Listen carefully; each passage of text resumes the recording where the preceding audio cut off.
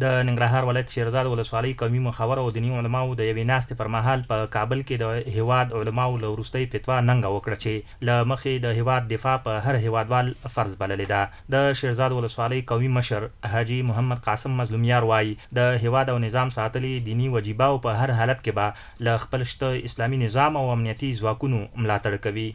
موږ ولسونه خپل نظام ته قدرمن امیر المؤمنین ته پوره ډاډ ورکوو، په پوره ایمانداري ورکوو، په پوره اخلاص او صداقت ورکوو چې دا د موږ دیني وجیبه ده، دا د موږ فرض دی، دا د موږ د آینده د دنیا او د آخرت د سرخوړۍ او د سرلوړۍ باعث ګرځي چې موږ کما په سابق د پخوا په شان د خپل نظام نه په پوره ډاډ او اطمینان سره دفاع وکړو. ټول ولسونه د خپل نظام نه په دفاع کې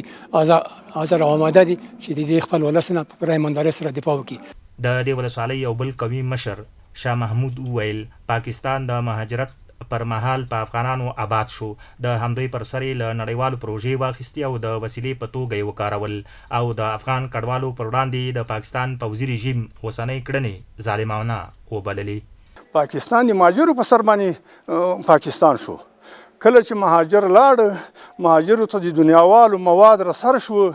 او قسمه توکي ورته راتله، هغه د خپل ځان ته ستنوله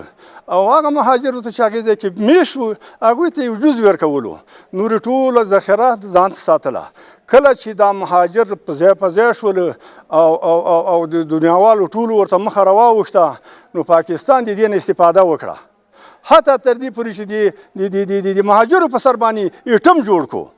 دغه راز یو بل قومي مشر میرزمان پر نړیوالو غږ وکړ چې د پاکستان پر پوځي رژیم فشار راولي چې افغانانو سره د اسلامي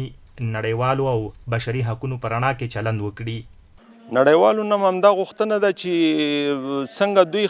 د مهاجرو دپاره قانون اصول وضع کړي دي،